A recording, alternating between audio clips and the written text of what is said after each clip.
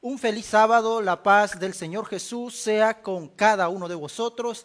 Es una gran alegría poder compartir con vosotros este espacio de servicio al Señor a través de las plataformas de Facebook. Que la paz del cielo sea con cada uno de vosotros. Desde los estudios, desde la Unión Peruana, tenemos la oportunidad de compartir la palabra del Señor. Así que donde estés, en el lugar donde te encuentres, en familia, en casa, te vamos a invitar para tener este espacio de estudio de la Biblia, pero sin antes también tener un espacio de oración pidiendo la dirección divina para que sea Dios quien nos acompañe y quien nos dirija en el desarrollo del estudio para esta ocasión. Así que donde te encuentres, te voy a invitar a inclinar vuestro rostro para poder pedir la dirección del cielo y pedir que el Señor sea quien nos hable en esta mañana. Oremos. Padre nuestro que estás en los cielos, santo y glorificado sea tu nombre. Gracias te damos porque nos amas y gracias también porque nos das la oportunidad de meditar tu palabra. Queremos pedirte, Señor, que tu palabra al ser expuesta no regrese a ti vacía, sino que haya cabida en nuestros corazones y pueda ser real en nuestro diario vivir a través de la obra de tu Santo Espíritu. Guíanos con tu presencia y seas tú glorificado. En el nombre de Jesús te lo pedimos. Amén. Muy bien, vamos a dar inicio al estudio de esta mañana bajo el título La obra extraña de Jesús.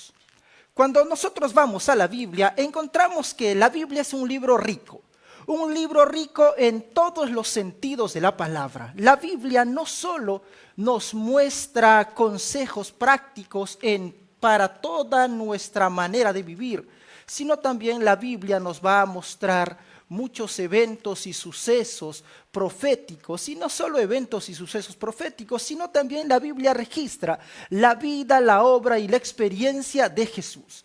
El personaje central de toda la Biblia, desde el Génesis hasta el Apocalipsis, la nota tónica es Jesús. Y cada uno de los libros manifiestan una característica de su personalidad. Pero también no solo la Biblia registra estos eventos de amor, eventos de misericordia, eventos de paz, sino también la Biblia registra la obra extraña de Jesús. Una obra singular, una obra a la cual él no estaba acostumbrado a hacer. Vamos a abrir nuestras Biblias y vamos a ubicarnos en el libro de Mateo. El Evangelio según Mateo, el capítulo 21, el verso 17 al 19. Mateo capítulo 21, verso 17 al 19. Dice el texto: y dejándolos salió fuera de la ciudad a Betania y posó allí. Por la mañana, volviendo a la ciudad, tuvo hambre, y viendo una higuera cerca del camino, vino a ella y no halló en ella nada, sino hojas solamente. Y le dijo: nunca jamás nazca de ti fruto. Y dice más: y luego se secó la higuera. ¿Saben algo? Jesús había ido a Betania. Betania era una de las ciudades a la cual Jesús acostumbraba a ir porque Jesús tenía allí alguien especial. Jesús tenía amigos. Y no solo Jesús tenía amigos, sino que Jesús tenía un amigo íntimo en ese lugar. Lázaro vivía en Betania. Y es allí donde vez tras vez, cuando Jesús se sentía cansado, se sentía abrumado, se sentía apesadumbrado por la gente y por el trabajo que realizaba, Jesús se iba a Betania y descansaba en la casa de su amigo Lázaro. Es por eso que en el verso 17 dice: y dejándolo salió fuera de la ciudad. Jesús va a Betania. Y en su retorno Jesús encuentra un árbol y Jesús quiere comer de ese árbol, pero el árbol no tiene frutos. Este es el panorama del estudio de esta mañana. Jesús con hambre, un árbol que debería tener frutos pero no tiene, y ahora Jesús dice: nunca más nazca fruto de ti. Y el texto bíblico dice que luego la higuera se secó. Este evento fue un evento muy sorprendente. ¿Por qué? Porque vez tras vez los discípulos habían escuchado decir a Jesús que Él había venido a curar, que Él había venido a sanar, que Él había venido a bendecir, que Él había venido a hacer obras de misericordia, pero nunca le escucharon a Jesús maldecir. Nunca le escucharon a Jesús enojarse.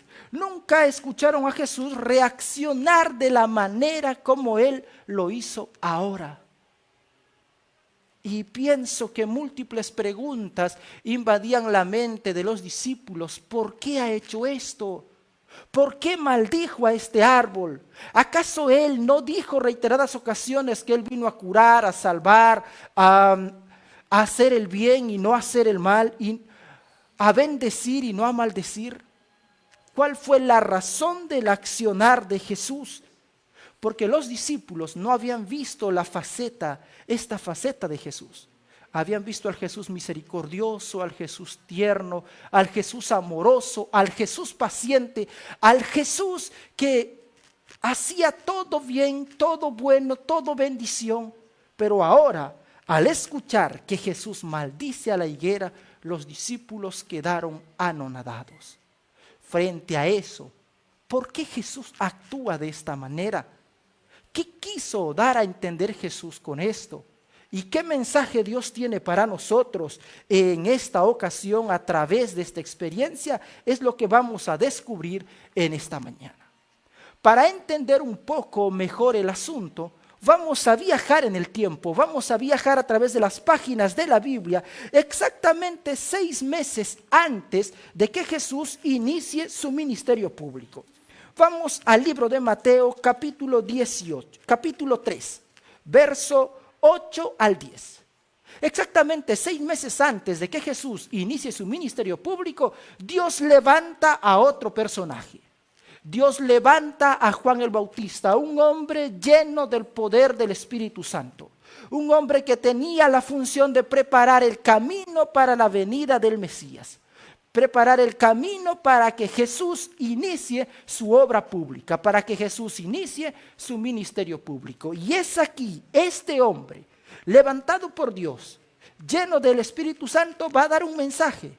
Recuerde, 6 meses antes de que Jesús inicie su ministerio público, Dios levanta a Juan el Bautista y el mensaje es el siguiente.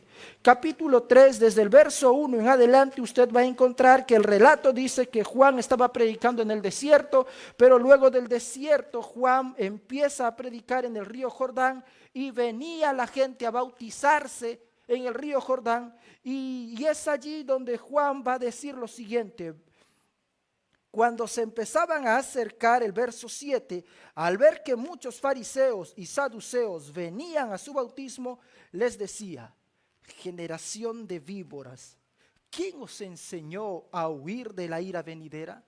Verso 8 dice lo siguiente: haced pues frutos dignos de arrepentimiento, y no penséis decir dentro de vosotros mismos: Abraham tenemos por padre, porque yo os digo que Dios puede levantar hijos a Abraham aún de estas piedras. El verso 10: y también el hacha está puesta a raíz de todos los árboles. Por tanto, todo árbol que no da buen fruto es cortado y echado en el fuego. Este era el mensaje de Juan el Bautista. Juan el Bautista está predicando en el río Jordán y Juan el Bautista dice: miren, hagan frutos dignos de arrepentimiento y no digan nosotros somos hijos de Abraham, nosotros somos de nacimiento de la fe, nosotros venimos de cuna cristiana. No, esto no os asegura, sino que ustedes deben hacer frutos dignos de arrepentimiento. Pero la pregunta es, ¿a quién le estaba predicando Juan? ¿Quiénes estaban en el público de Juan? ¿Por qué Juan llama al arrepentimiento? ¿Y por qué Juan hace esto?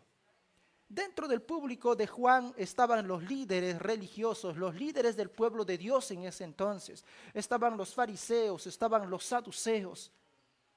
Y imagino que estos personajes se preguntaban: ¿pero de qué tenemos que arrepentirnos? Si nosotros somos los que predicamos la palabra, si nosotros somos los que damos a conocer cómo se debe vivir, si nosotros somos quienes os instruimos, ¿de qué tenemos que arrepentirnos? ¿De qué tenían que arrepentirse los líderes del pueblo del Señor en ese entonces? ¿Por qué Juan les dice, hagan frutos dignos de arrepentimiento? ¿Acaso ellos no eran hijos de Abraham? Claro que sí. ¿Acaso ellos no diezmaban? ¿Acaso ellos no guardaban el día de reposo? ¿Acaso ellos no ayunaban? ¿Acaso ellos no hacían bien a los demás? ¿No compartían sus ofrendas con los pobres? ¿De qué tenían que arrepentirse? El libro de Lucas, mostrando un relato paralelo al libro de Mateo, en Lucas capítulo 3, verso 10 hasta el verso 12 y 14, vamos a encontrar que dentro del público de Juan no solo estaban los fariseos, sino también estaban los saduceos, y no solo ellos, estaban los cobradores de impuestos y estaban también los soldados y la gente del pueblo. Y esta gente le preguntaba a Juan y le decía, Juan, entonces, ¿qué tenemos que hacer? ¿Qué tenemos que hacer, Juan? Y Juan les dice, miren, hagan frutos dignos de arrepentimiento. El que tiene 2 túnicas, dale al que no tiene. El que tiene alimento, comparta con el que no tiene.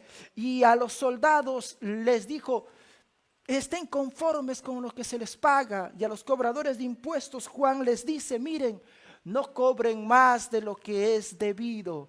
De esta manera ustedes van a hacer frutos dignos de arrepentimiento y estaréis haciendo el bien.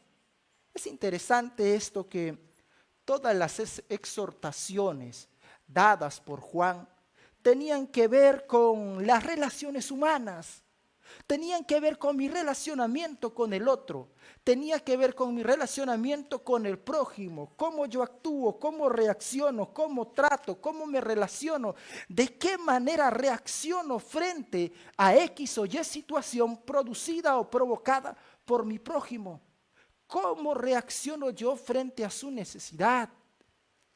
Juan estaba diciendo que se tenía que hacer frutos dignos de arrepentimiento, y una información más amplia al respecto a los frutos dignos de arrepentimiento nosotros los vamos a encontrar en el libro de Gálatas, capítulo 5, verso 22 al 26. Usted va a encontrar el panorama amplio de qué frutos estaba hablando Juan.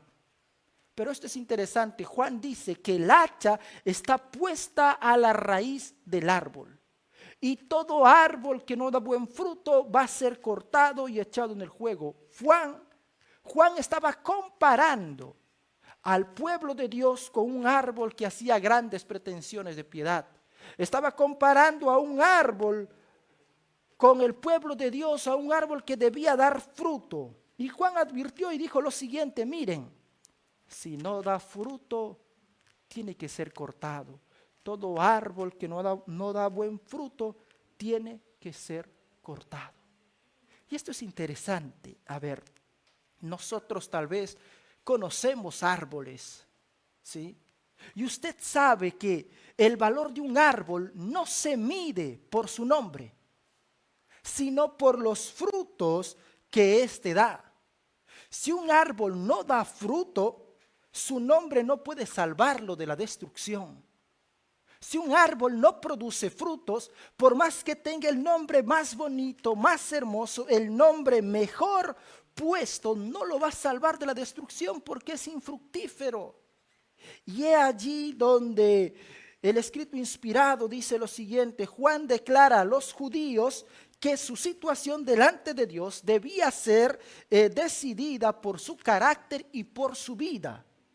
La profesión de fe es inútil, porque si la vida y el carácter no están en armonía con la ley de Dios, no podemos ser su pueblo.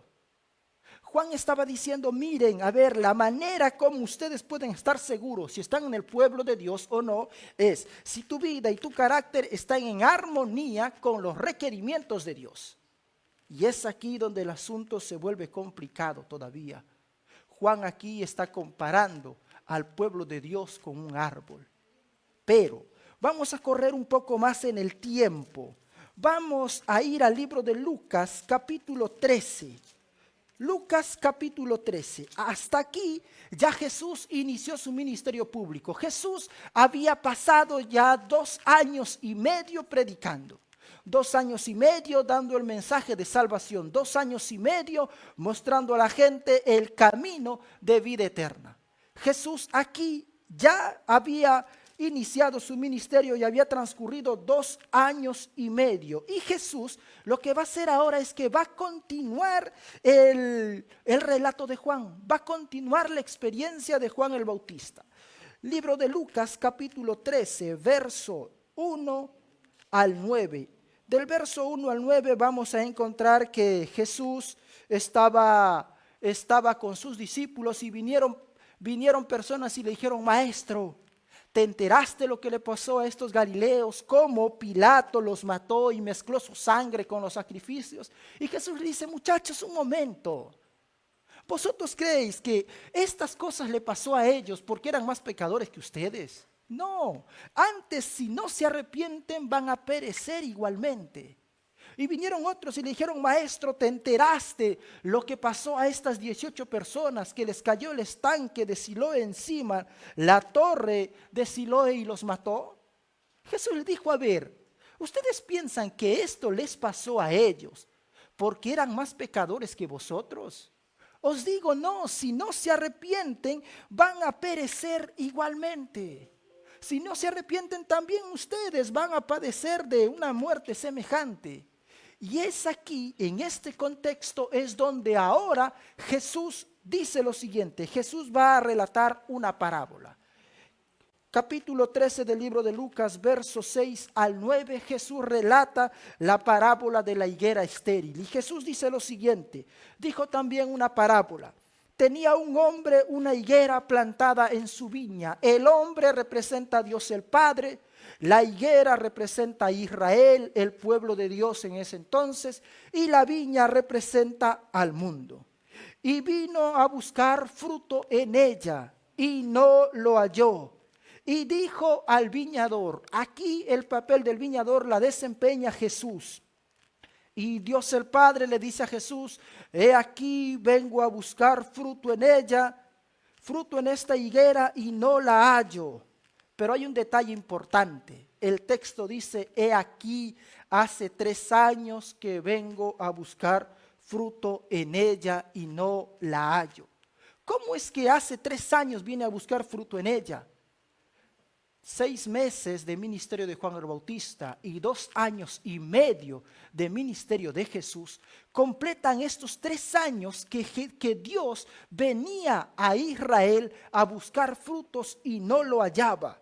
Y ahora dice: hace 3 años que vengo a buscar fruto en ella y no lo hallo.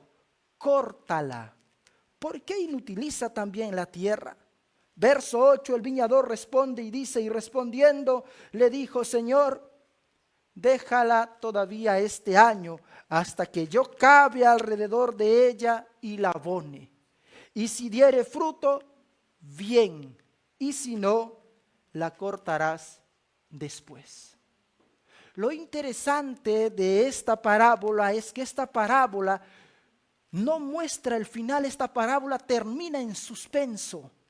Esta parábola cierra así con la incógnita de no nos dice qué pasó.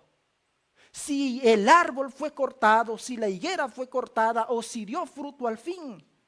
O si tal vez la labor del viñador fue fructífera y pudo tal vez el viñador producir, hacer que el árbol produzca frutos. El texto no nos dice el qué pasó con esta higuera. El texto no nos dice cuál fue el final de esta higuera y la pregunta es: ¿por qué el texto no nos dice cómo concluye esto? ¿Por qué nos deja en suspenso? ¿Por qué nos deja en suspenso? Porque justamente todavía quedaba 1 año del ministerio de Jesús, el último año de su vida, el último año de su ministerio. Jesús le dedicó especial atención a quienes, a su pueblo, especial atención a Israel. Y vinieron unos griegos y le dijeron: maestro, vamos allá, vamos a Grecia, allí también predique el evangelio para que ellos también comprendan, para que ellos también entiendan. Y Jesús les dijo: muchachos, he sido enviado a las ovejas perdidas de la casa de Israel. Durante ese último año de vida de ministerio, Jesús le dedicó especial atención a su pueblo. ¿Con la esperanza de qué? Con la esperanza de que se arrepintieran, con la esperanza de que al fin dieran frutos, con la esperanza de que esta higuera produzca. Pero ¿por qué no nos muestra el final de esta higuera? Porque todavía la historia de esta higuera se estaba escribiendo. La historia del pueblo de Israel todavía se estaba escribiendo. Es por eso de que Jesús no muestra el final del trabajo del jardinero. Es por eso que esta parábola queda en suspenso. Dice: déjala todavía este año, si diere fruto bien, y si no, la cortarás después. Y esto es interesante. Cuando Jesús habla de esta parábola, el escrito inspirado dice que esta parábola tiene relación directa con ¿qué? Tiene relación directa con el accionar de Jesús en Mateo capítulo 21. Esta parábola tiene una relación directa de la manera como Jesús se comportó, de la manera como Jesús actuó en el libro de Mateo capítulo 21. ¿Por qué? Porque Jesús dice que la higuera que no da fruto, ¿sí?, tiene que ser cortada. Pero lo interesante es esto, ¿sí? Debía aumentarse el cuidado al árbol infructuoso. Debía tener todas las ventajas posibles. Pero si permaneciera sin dar fruto, nada podría salvarlo de la destrucción. En la parábola Jesús no indicó el resultado final del trabajo del jardinero. ¿Por qué? Porque dependía, o el final, o el producto final dependía de la decisión del pueblo. Dependía de los dirigentes, dependía de cada uno de los que componían el pueblo de Dios. Los judíos estaban representados por este árbol infructuoso. Y a ellos les tocaba decidir su propio destino, decidir su propio final. Se les había concedido todas las ventajas como pueblo. Se les había dado los oráculos sagrados, se les había prodigado las mayores bendiciones, se les había dado a ellos el privilegio de ser el pueblo de Dios. Se les había dado a ellos la oportunidad de manifestar al mundo la gloria de Dios, para que todos los demás conozcan que el verdadero Dios era Jehová. Pero el asunto viene aquí. El asunto viene aquí. Todavía Jesús no había conseguido, todavía Dios no había conseguido los frutos que Él había venido a buscar a su pueblo. Pero ellos tenían que decidir cuál iba a ser su final, cuál iba a ser su destino. Vamos a continuar y ahora sí vamos a volver al libro de Mateo, capítulo 21. Habiendo ya hecho el recorrido, habiendo hecho el recorrido para poder entender un poco el accionar de Jesús, vamos a volver a nuestro texto inicial. Este evento está sucediendo en la última semana de vida de Jesús. Ya se había concluido los 3 años y medio aproximadamente del ministerio de Jesús. Estaba en la última semana de vida. Y es en esta última semana donde Jesús va a hacer esta acción. Exactamente, este accionar de Jesús fue el día martes. El día lunes en la tarde Jesús va a la casa de Lázaro en Betania y regresa por la mañana y venía caminando hacia Jerusalén. Y es en el camino donde ahora Jesús dice lo siguiente. Es en el camino donde a Jesús le da hambre. El hambre es una de las necesidades básicas para el ser humano. Y yo no sé usted cómo reacciona cuando tiene hambre. Yo no sé cuál es su accionar cuando tiene hambre. Pero el hambre es una de las necesidades básicas y más de uno, cuando tenemos hambre no reaccionamos de la mejor manera. Cuando tenemos hambre no actuamos de la mejor manera porque el apetito nos puede. Y es aquí donde la experiencia de Jesús es que Jesús tenía hambre. Había venido caminando por todo el trayecto desde Betania hacia Jerusalén y en el camino Jesús encontró árboles de higos.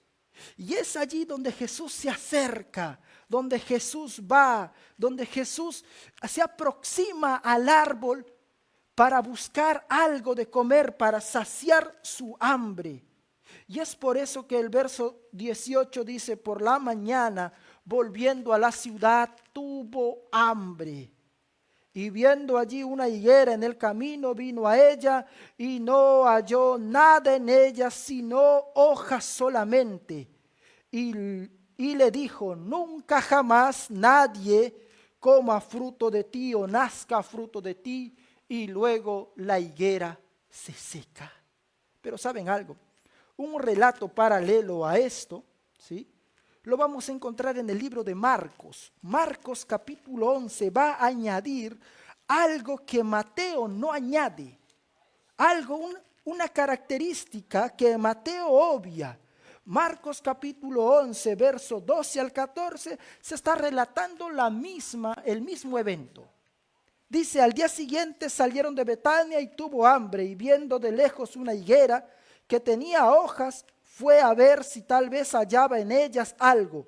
Pero cuando llegó a ella no halló sino hojas, pues no era ¿qué? No era tiempo de higos. Y dice más, entonces Jesús dijo a la higuera, nunca jamás coma nadie fruto de ti, y lo oyeron sus discípulos. Dos características importantes. Primero, Jesús va y tiene hambre y ve a un árbol que debería tener frutos, pero no tenía, pero Marcos dice que no eran tiempos de higos. ¿Cómo es que alguien va a buscar higos cuando no es temporada de higos?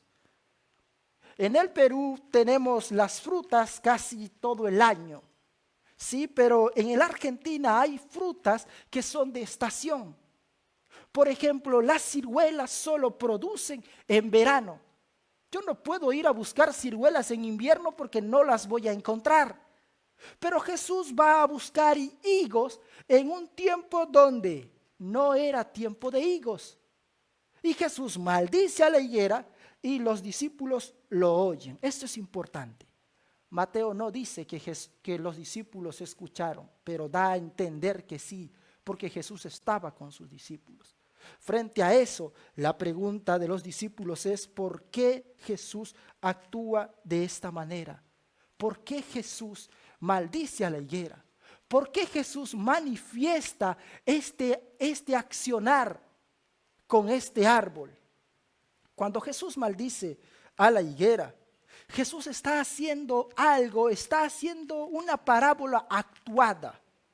El árbol estéril manifestaba follaje frente a Jesús. Aclaremos esto, no es que había solo un árbol allí en el trayecto, había muchos árboles, pero había uno que tenía mucho follaje, había uno que se veía grande, que se veía fuerte, que se veía robusto, y había uno que uno daba a entender de que si los demás no tenían frutos, él tenía fruto, ese árbol tenía frutos. Es por eso de que Jesús fue.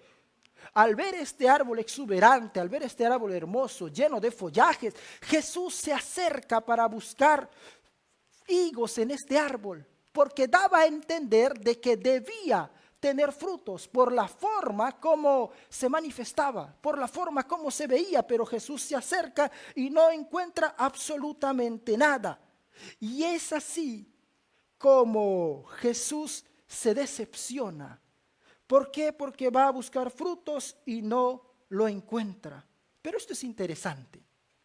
Es natural que en todos los árboles primero salgan las hojas, luego las flores y luego el fruto. Pero en la higuera sucede a la inversa. En la higuera salen las flores y sale el fruto y después el árbol, después las hojas del árbol. Y es aquí lo interesante, es que cuando Jesús vio que esta higuera estaba cargada de hojas, estaba llena de hojas, daba a entender que tenía frutos bien desarrollados. Daba a entender de que este árbol tenía muchos frutos, pero su apariencia era engañosa, porque al revisar Jesús desde la rama más baja hasta la más alta, Jesús no encontró absolutamente nada, ningún fruto, sino un follaje engañoso. Eso dice Deseado de todas las gentes, la página 534, que este árbol parecía que sobresalía a los demás.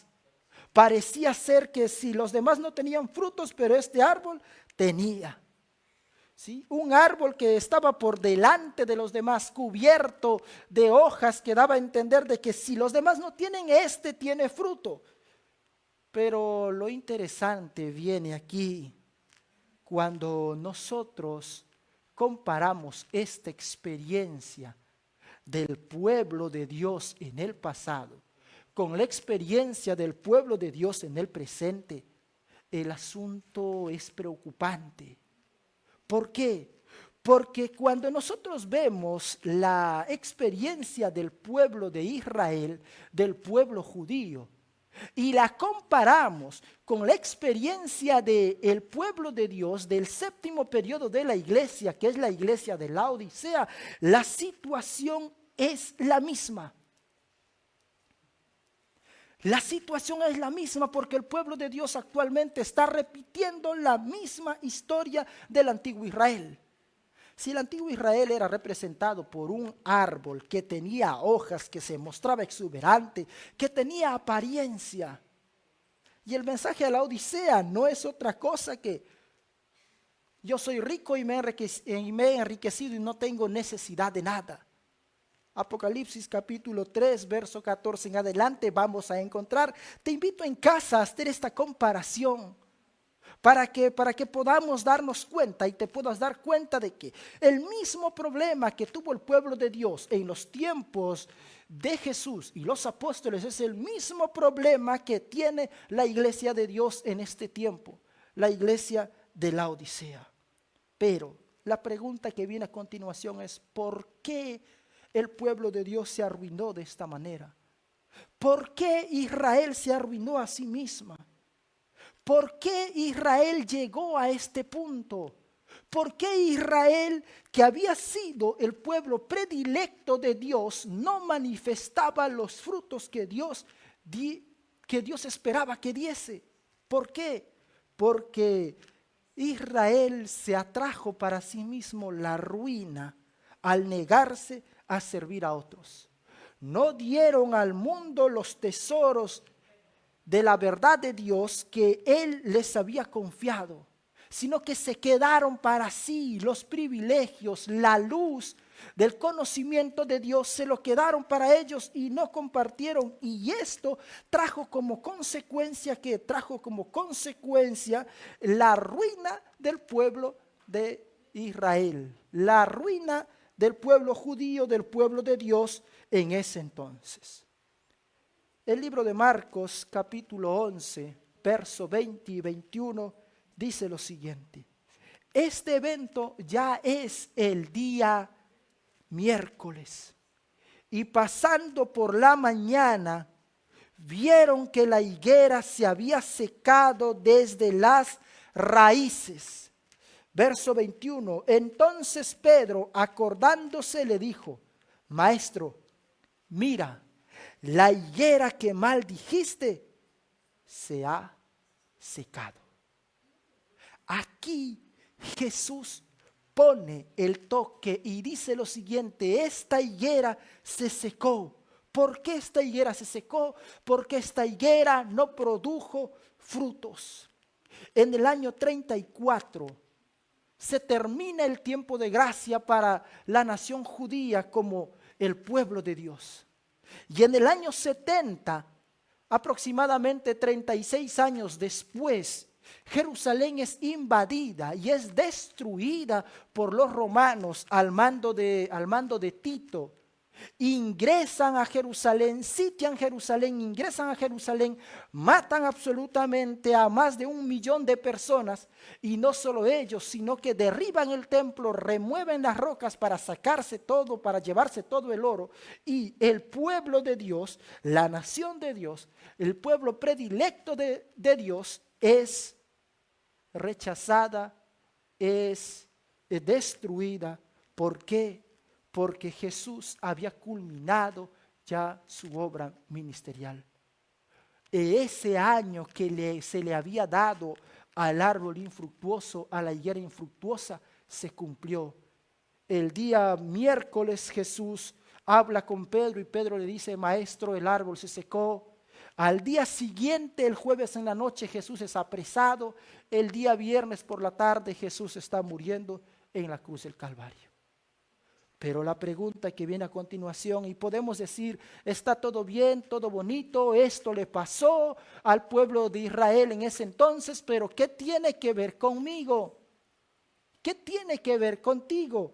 ¿Qué tiene que ver esto con cada uno de nosotros? El escrito inspirado dice lo siguiente: la amonestación que Dios dio, que Jesús dio por medio de la higuera, es para todos los tiempos. El acto de Cristo al maldecir al árbol que con su propio poder había creado, se destaca como la amonestación para todas las iglesias y todos los cristianos.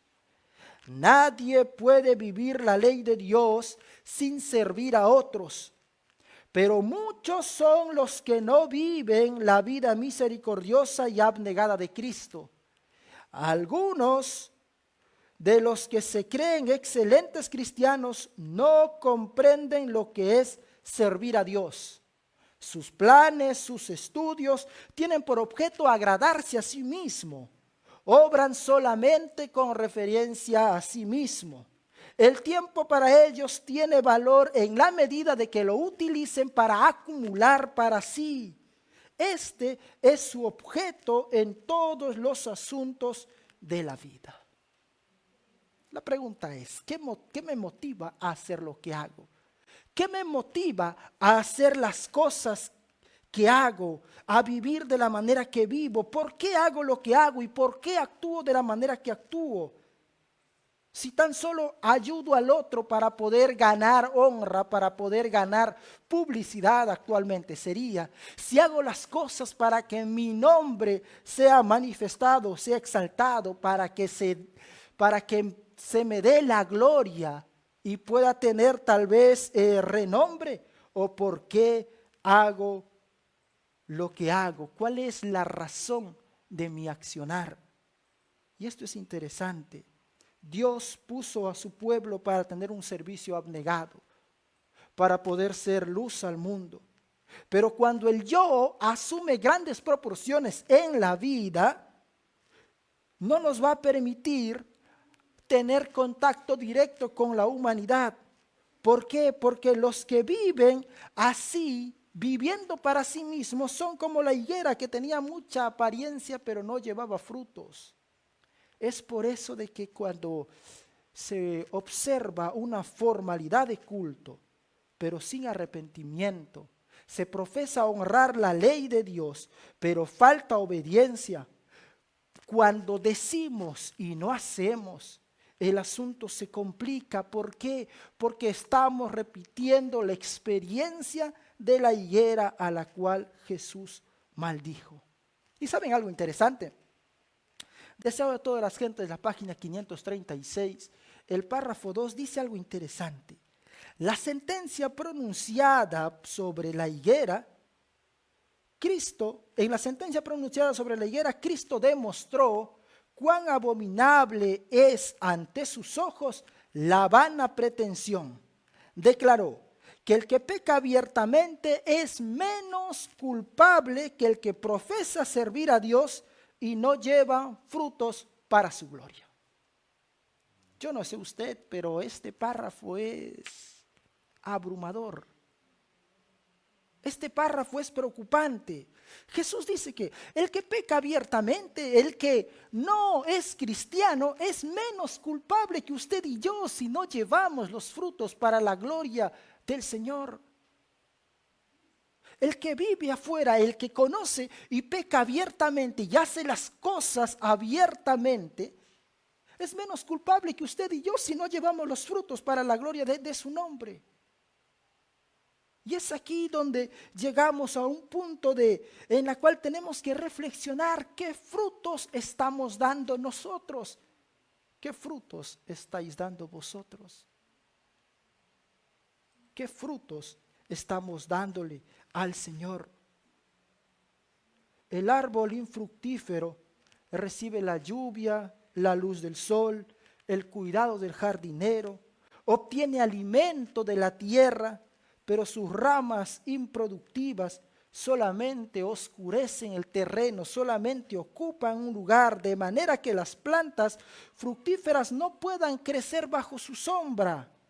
Así, los dones de Dios que te fueron prodigados no reportan bendición para el mundo. Estáis despojando a otros de los privilegios que, si no fuera por ti, serían suyos. Palabras de vida del gran maestro, la página 171. Y esto es preocupante. Dios nos ha dado dones, Dios nos ha dado talentos, Dios nos ha dado muchas bendiciones, pero la pregunta es, ¿cómo usamos esas bendiciones, esos dones, para la gloria de quien las empleamos? Estamos ocupando nada más un lugar que tal vez otro podría ocupar. Estamos ocupando un lugar que tal vez otro debería hacerlo y debiera llevar los frutos para la gloria del Señor. Dios quiera que también podamos nosotros reflexionar, ya que el mensaje del jardinero es también para nosotros. Déjala todavía esta semana, déjala todavía este día, déjala todavía este mes, déjala todavía este año. Dios todavía nos da oportunidad. Es por eso que el texto inicial era: con amor eterno te he amado, por tanto todavía a pesar de, te prolongo mi misericordia. Dios quiere hacer de nosotros árboles fructíferos para la gloria suya. Dios quiere hacer de ti ese árbol que pueda reflejar la gloria del Señor. Dios quiere hacer de ti el hijo o la hija que pueda manifestar el reflejo del carácter de Cristo. Pero la pregunta es, ¿cómo se hace esto? Jesús dijo lo siguiente: yo soy la vid y ustedes son los pámpanos. Yo soy el tronco y ustedes son las ramas. La única manera en la cual ustedes pueden llevar frutos es estando unidos a mí. Porque si la rama no está unida al tronco, no recibe la savia, y si no recibe savia no va a producir frutos, porque la rama separada del tronco se seca. La solución para este dilema es Jesús. Si somos hijos de Dios, nacidos en la fe, o tal vez hemos conocido el Evangelio mucho tiempo, y hasta ahora todavía la vida que llevamos no es la vida que debería ser, no es la vida que debería glorificar el nombre del Señor Jesús. Dios dice: déjala todavía hasta que yo abone, yo cabe alrededor de ella, hasta que yo la cultive, porque Dios todavía tiene para nosotros, para con nosotros, misericordia. Que el Señor pueda hacer en nosotros su voluntad, que el Señor pueda hacer en ti la obra que Él tanto anhela, que el Señor pueda producir en ti y en cada uno de vosotros los frutos necesarios para la gloria suya. Que el Señor te bendiga, que su gracia te acompañe y su Santo Espíritu nos recuerde constantemente que el que comenzó la buena obra en nosotros la perfeccionará hasta la manifestación del Señor Jesucristo. Amén.